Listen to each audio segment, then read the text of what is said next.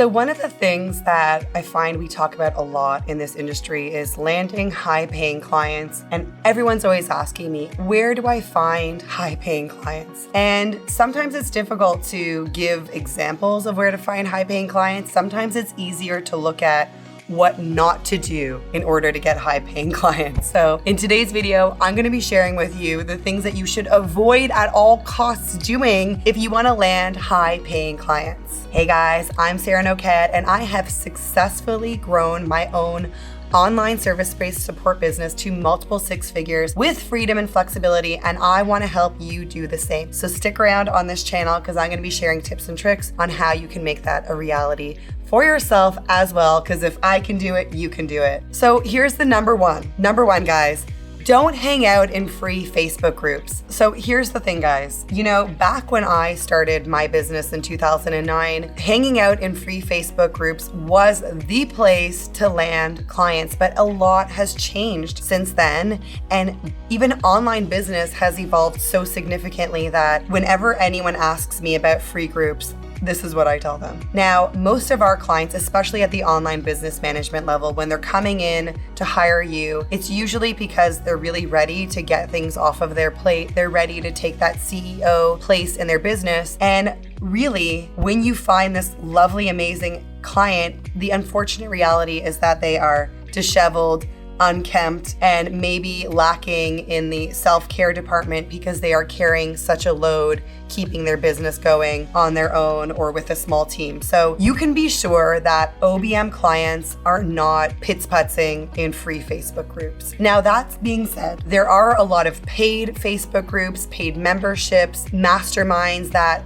are full of really valuable clients. So rather than hanging out in free Facebook groups, think about some small investments that you can make. And it might just be about like $25 a month on some membership where you know that your potential client is hanging out. Or you could join a mastermind where there is a very low cost of a monthly subscription, but you have a once a month conversation with a whole bunch of entrepreneurs that are potential clients, and you have a Facebook group. So paid networking opportunities, conferences, paid Facebook groups, masterminds, those are the places where you are going to find high paying quality clients, especially if you're looking for online business management clients. That is absolutely my go-to. These are some of the strategies we share inside of our paid OBM school, and I'm just gonna put that out there right now because if it's not obvious, it should be. You're not landing those lovingly what we call no money Marys. These are clients that are looking to scale, looking to level up. They are looking to invest in themselves, and as such,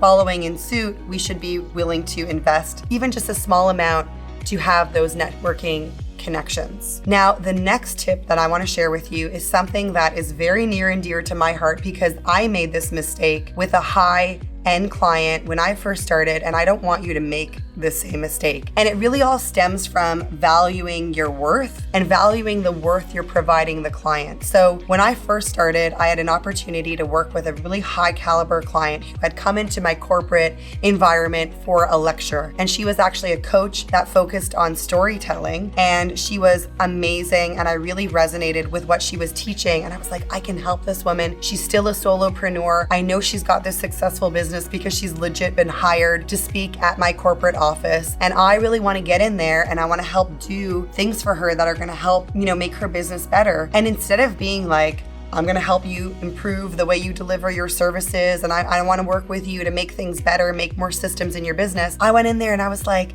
you're amazing. Can I work for you for free to get a testimonial? And ultimately what happened was she just didn't value the services that I was providing because they were free, and I didn't really value what I was providing her. So ultimately, when we finally ended that relationship, it ended mostly because there was just a really bad dynamic between us because I had been working for free and because I didn't show a lot of value, even though I did really value the services that I was offering her. I felt like I was doing her a favor. I felt that by sort of giving her the upper hand, that she would be in favor and maybe reward me later on. Well, that didn't happen. And so Even though you think that that might intuitively feel like the right thing to do with a client, I promise you, in the short term, yes, you'll get the testimonial, you'll gain a little bit of confidence around your skill set, but it is not going to land or lead to having a long-term, high-paying, valuable, high-caliber client. And I'm sharing with you tips on how not to get the high value, high caliber client. Now, if there's another tip that I can share with you, and I'm gonna get a little bit cheeky here, but it's really about not prioritizing your own business development and growth. And this is something that is really, really, really important to me. This has been a growth strategy. It is something that we teach inside our paid programs, inside of OBM School. And it really is all about leading with your own professional development, leading with your own business prowess as you are an online service support provider. You know, when people ask me about portfolio, I'm like, use your own business as a portfolio. Demonstrate that you have this amazing website, this amazing client intake funnel, that you really care about what your business looks like. And I promise you, clients will follow suit. So if you don't want to land high-paying clients, then neglect your own business. Neglect your own systems, neglect having a need for a website or social media presence. That's just the number one way to repel a client, especially an OBM client. OBM clients, those who are looking for an online business manager, are possibly the most judgmental clients and the ones that are going to do their due diligence, because if they are paying, between $2,000 to $4,000 to $5,000 a month on a retainer, they are going to want to know that who they are working with is the real deal. And if you haven't spent or invested any time or effort into making sure that you have a presentable online business, well then why are they going to trust that you are going to do the same for their business? And this might not be obvious, this might be really obvious, but you have to remember that you are essentially demonstrating the amazing and awesomeness that you are in your own website as a portfolio. So please prioritize your own business development and growth and demonstrate that you can do these things by leading by example with your own business. There's another little piece that comes along with leading by example with your client and presenting a beautiful business that you can be proud of, and that is also your pricing. If you are undercutting your pricing to stay competitive,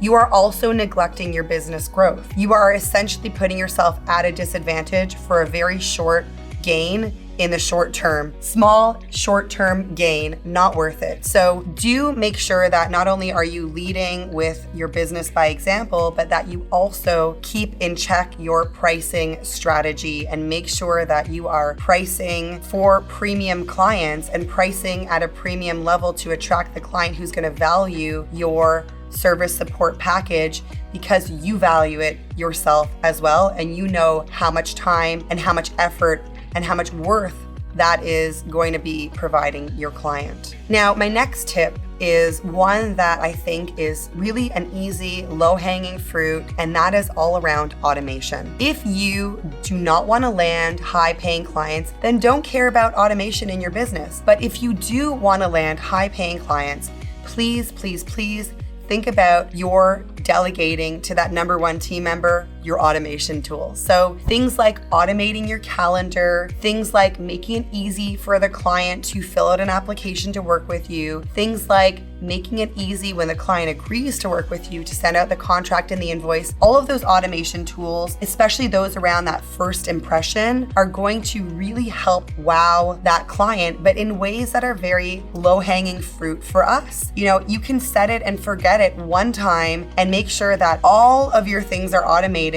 so that when that client comes into your funnel and is ready to start working with you as a freelancer, as a service support provider, they are like, wow, this service provider really has their stuff in check. They've got this great calendar tool. They've got a great form that I can fill out to work with them. And wow, this is amazing. How easy is this for me? So if you want to land high-paying clients, remember that the devil is not in the automation. Automation is your friend, and it will serve to really wow your client and give them an amazing first impression in your business. Now, at this point in the video, I've talked a lot about what not to do to land high-paying clients, and I want you to go ahead and watch this video next.